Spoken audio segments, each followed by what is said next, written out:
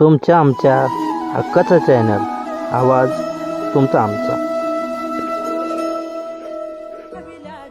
पुण्यश्लोक अहिल्यादेवी होळकर यांच्या 301व्या जयंतीनिमित्त पांडुसरीमध्ये सर्व तरुण वर्ग, गावचे सरपंच, उपसरपंच, सामाजिक कार्यकर्ते तसेच सर्व क्षेत्रातील पदभारी मंडळी एकत्रित येऊन उत्साहामध्ये पुण्यश्लोक अहिल्यादेवी होळकर यांची जयंती साजरी करण्यात आली.